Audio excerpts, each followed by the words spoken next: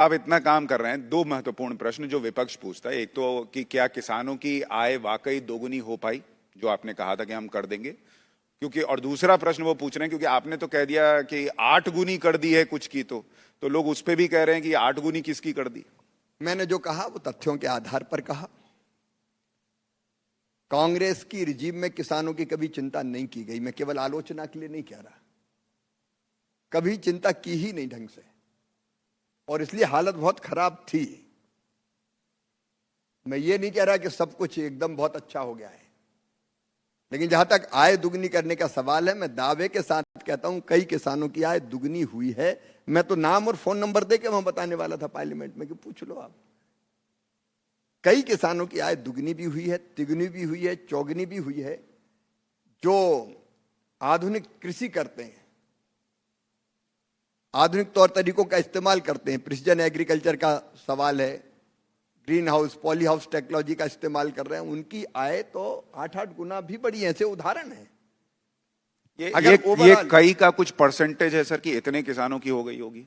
ऐसा है कि खेती ऐसा विषय नहीं है कि यूनिवर्सल तनख्वाह की तरह के 5,000 से सबकी 10,000 हो गई, ये नहीं होता। कई बार जलवायु पर डिपेंड करता है। आप जानते हैं, अगर ओला इल्ली सूखा पाला फसल प्रभावित कर देता है, कई बार रोग के अटैक हो जाते हैं, कई बार कीमतें अच्छी मिल गई तो आमदनी बढ़ जाती, कीमतें अच्छी नहीं मिली तो दिक्कत हो जाती है। लेकिन बावजूद इस सबके किसानों की आय बढ़ी है, कई की दुगनी भी हुई है, कई की उससे ज्यादा भी बढ़ी है। हाँ, परिस्थिति अगर अलग है, फसल खराब हो गई तो कोई एक साथ ये सिद्धांत लागू नहीं होता। लेकिन ओवरऑल अगर आप देखेंगे किसान के जीवन स्तर को, निश्चित तौर पर पहले से बहुत बेहतर हुआ है। गांव में जाके देख लीजिए। अगर आप उपभोग की चीजें देखें तो अब केवल खाने खाद्यान्न पे खर्चा नहीं करता। अब हमारे किसान भाई बहन परिवहन पे भी खर्चा करते हैं, वो फल भी खा रहे हैं, वो दूसरी चीजों का इस्तेमाल भी करते हैं। तो जो जीवन स्तर है वो लगातार बढ़ रहा है, ऊपर जा रहा है। हाँ, हमारे साथ समस्याएं हैं कई तरह की। ऑस्ट्रेलिया की तरह, ब्राजील की तरह, यूएसए की तरह हमारे यहाँ बड़े किसान नहीं है कि 5,000 हेक्टेयर जमीन हो कि 10,000 हेक्टेयर जमीन हो।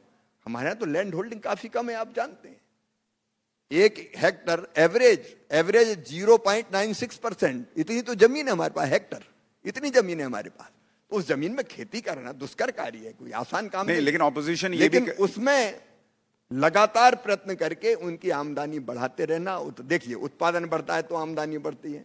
मैं आज बहुत ब्रीफली आपको बताना चाहता हूं, 6,000 रुपया किसान सम्मान निधि गई तो सीधे खाते में गई, तो वो बढ़ी कि नहीं बढ़ी।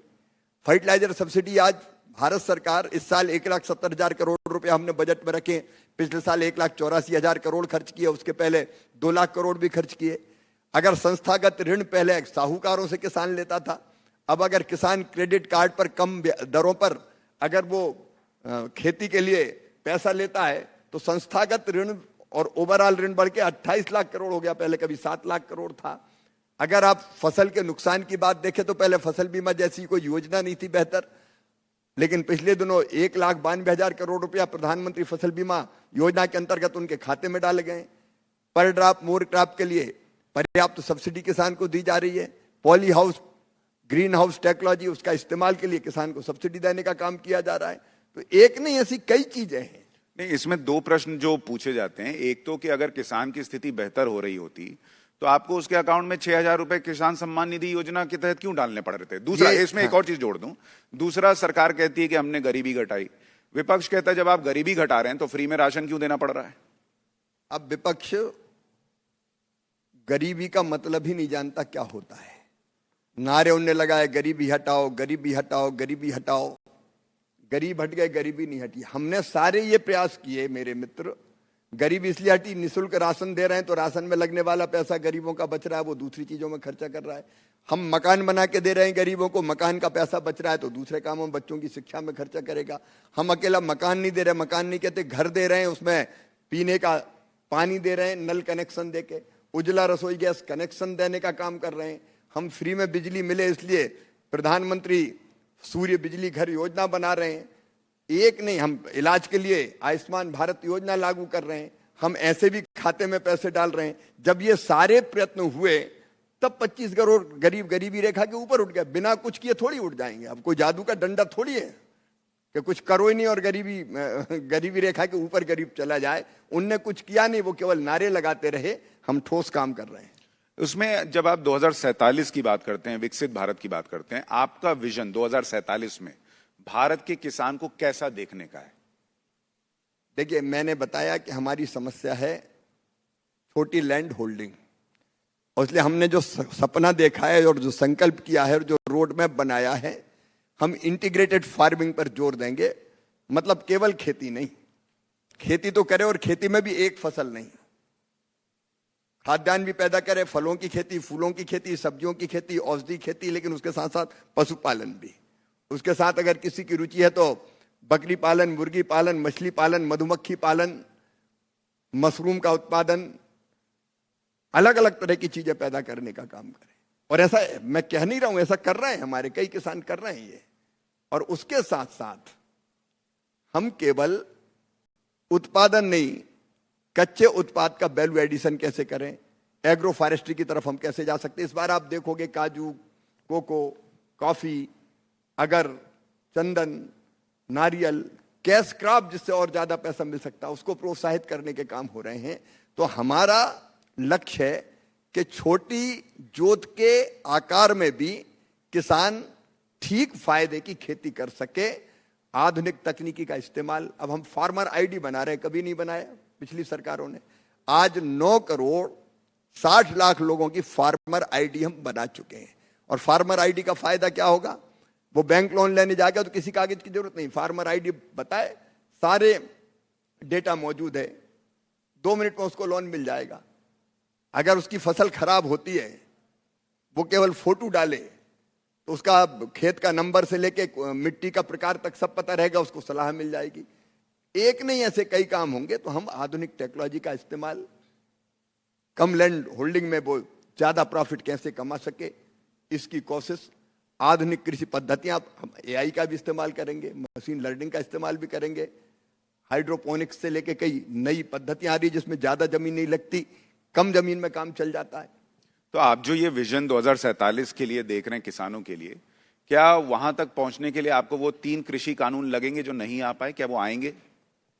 देखो, हम केवल एक चीज से बंधे रहकर नहीं करते। ये करने के लिए हमने बाकायदा, जो मैंने बताया, रोड मैप बनाया है, उसकी योजनाएं हैं। जैसे पानी बचा के कम पानी में ज्यादा फसल करना है, और फर्टिगेशन भी आपको आसानी से करना है, तो अब हमने ड्रिप इरिगेशन शुरू कर दी।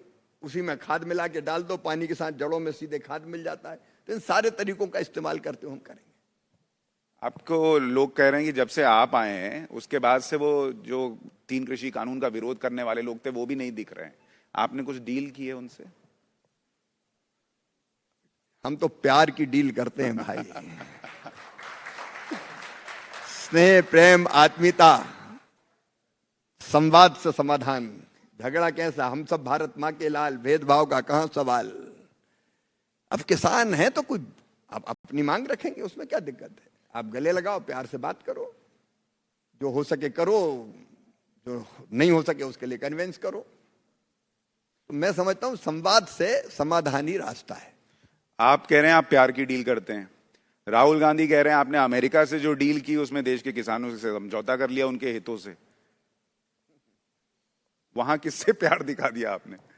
ऐसा मोहब्बत की दुकान तो उनने खोली थी। अब आजकल मोहब्बत की दुकान में नफरत का सामान बेचते हैं। वो हर चीज में विरोध। मैं किसी को विरोधी नहीं मानता, मैं उनको भी मित्र मानता हूं, भाई मानता हूं। लेकिन ऐसा नेगेटिव माइंडसेट है, हर चीज का हम तो विरोध करेंगे साहब। और आपदा में अवसर देखना, ये मैं आलोचना के लिए नहीं कह रहा। देखिए, कुछ मुद्दे ऐसे होते हैं जिसमें सारा देश, पक्ष हो प्रतिपक्ष हो, आम सहमति बनाता है। आपको ध्यान होगा जब भारत पाकिस्तान का युद्ध हुआ उस समय अटल जी ने पूरा जनसंघ इंदिरा जी के पीछे खड़ा था कि इस समय देश सर्वोपरि है। आपको यह भी ध्यान होगा कि जब संयुक्त राष्ट्र संघ में जरूरत पड़ी थी स्वर्गीय नरसिम्हा राव जी को, तो अटल बिहारी वाजपेयी जी विरोध में होने के बाद भी देश का प्रतिनिधित्व करने गए थे, लीड किया था उन्होंने प्रतिनिधिमंडल को। ये होती है एक राष्ट्रीय भावना। हम घर में राजनीतिक मुद्दों पर लड़ेंगे, लेकिन राष्ट्र हित के मुद्दों पर सारा देश एक रहेगा, राष्ट्रहित सर्वोपरि। मैं एक घटना आपको सुशांत जी सुनाना चाहता हूं। मैं मुख्यमंत्री था और मुख्यमंत्री के रूप में अमेरिका गया, तो मुझे वाशिंगटन डीसी में एक सवाल पूछा गया। स्वर्गीय मनमोहन सिंह जी उस समय प्रधानमंत्री हुआ करते थे, कि आपके प्रधानमंत्री अंडर अचीवर है। मैंने कहा कदापि नहीं, वो भारत के प्रधानमंत्री है और भारत का प्रधानमंत्री हमारा गर्व है। भारत का प्रधानमंत्री अंडर अचीवर नहीं हो सकता। और मैंने गर्व से कहा, अमेरिका में मैं ये कहूंगा कि हमारे प्रधानमंत्री अंडर अचीवर है। लेकिन आजकल जो माइंडसेट बना, हर चीज में बस विरोध करो। ऑपरेशन सिंदूर, हमारे कितने विमान गिर गए, बस इसमें इंटरेस्टेड है। अभी एक दिन कह रहे थे, मुझे बहुत मन में अच्छा नहीं लगा, अभी तो बड़ी दिक्कत आने वाली है, अभी तो शुरुआत हुई है, अब तो गैस नहीं मिलेगी, अब तो तेल नहीं मिलेगा, और आप आनंद ले रहे हैं कि नहीं मिले तो अच्छा है, मोदी फंसेंगे। अब ये कोई दृष्टिकोण रहता है क्या?